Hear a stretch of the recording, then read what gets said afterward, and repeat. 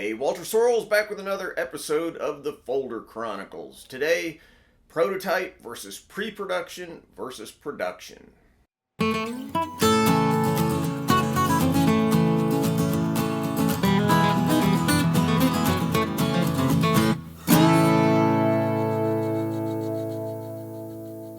So a couple of announcements. First, I'm happy to say that I'm starting what I guess you'd call a soft rollout of my new folding knife, meaning you can actually get one in your hands if you'd like to, but more on that later. Second announcement, I decided to call this model the X, spelled little e, big X. Why? Well, I hate naming stuff, and Model X that seemed to embody the spirit of this design, which is intended to be just real clean, real simple, kind of no frills. But if it was spelled like this, it would be confusing. Is that a Roman number 10 or is it an X? So what is it? Little e, big X. That's what I settled on. I don't know, hate on it if you want, but you try naming something. It is not as easy as it looks. So here is a prototype. It's silver. Here's a pre-production knife. It's black. And here's a production knife. It's green. But other than that, if you looked at them, you wouldn't really necessarily be able to tell which one's production, which one is pre-production, and which one's a prototype.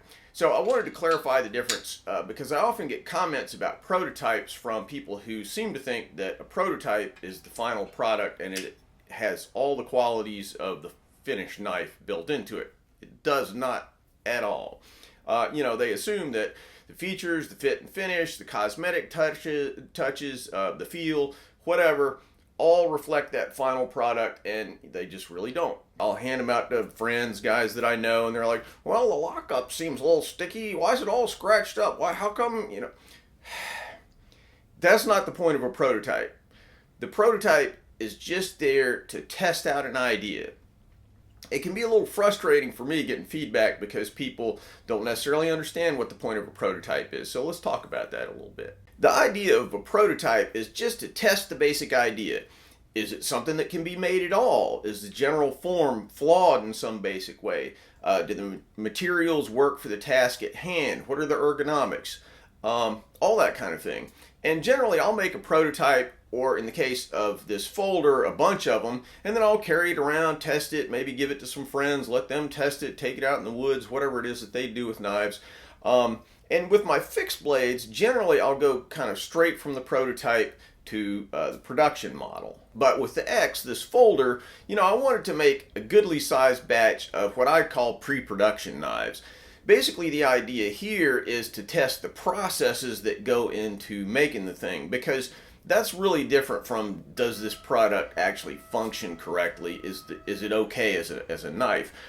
If I make a design and then find out that, hey, it's just too complicated to make or whatever, that's a problem. And because this is my first folding knife, and because producing a folding knife is just geometrically more complicated than doing a fixed blade, I just wanted to make a whole bunch of, kind of test a batch and see if there were any little holes in my production process that were going to surface as I went further down and really clog things up and screw things up for me.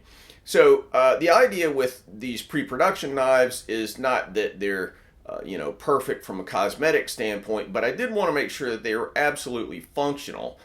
So anyway, fortunately, everything worked out fine. Processes seem to function.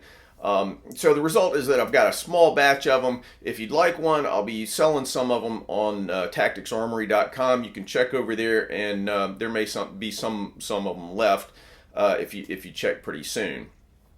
And the cost of them is going to be a little bit lower than obviously than the real production knives. So all these pre-production knives are going to have the word pre-production actually engraved on the inside of the handle scales so that you'll know that this is not the final knife. Like I said, they're perfectly functional, but they won't be quite as refined as the final product, and they'll have a few cosmetic flaws. I produced all the blades on these from 01 high carbon steel. Because they're carbon steel, I Cerakoted all the blades on this pre-production batch for corrosion resistance. You know, I hadn't done any Cerakoting for a good little while, and cosmetically, they didn't come out as well as they might have. All the blades are fully covered and everything, but the finish is just a little bit uneven. Some people actually prefer the ease of sharpening and the edge keenness that you get with carbon steel. So for you guys, here's a chance to pick up something at quite a good little discount that you won't see me making very often. Anyway, getting back to the story here.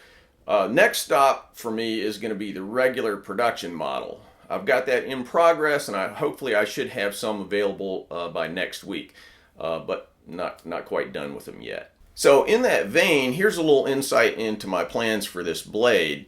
I've gotten some comments, again, from people who assume that, you know, like if you're looking at a knife from Spyderco or whoever, you know, that knife is that knife. In other words, if you see a certain blade material or shape or whatever, then you pretty much know that every single one of those models is going to be exactly like that. But that's not really going to be my model for this. You know, the basic size and mechanical configuration is going to be the same on every knife.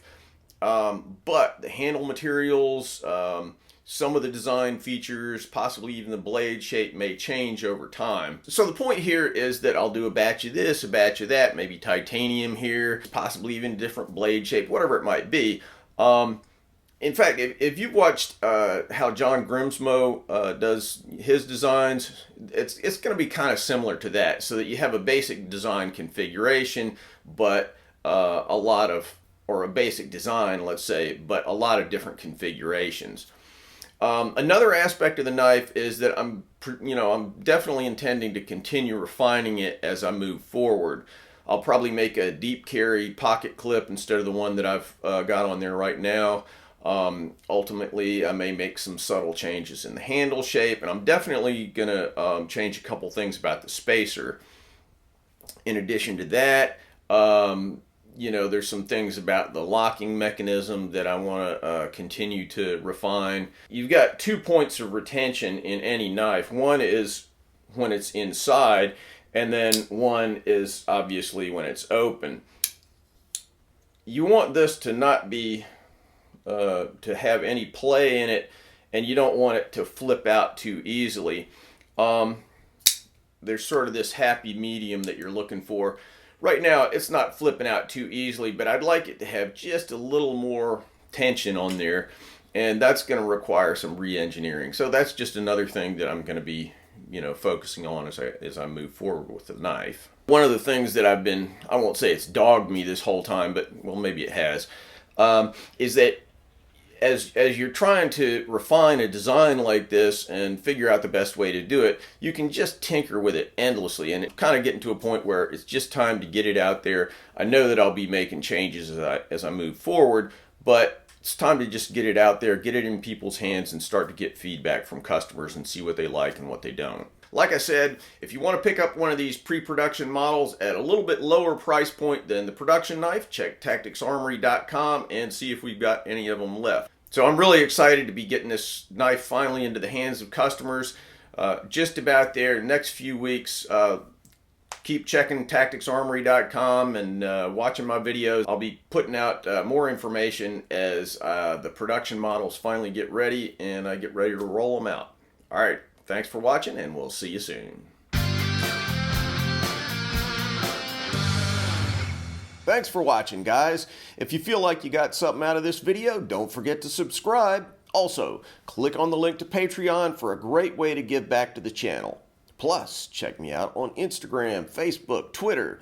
Links in the description.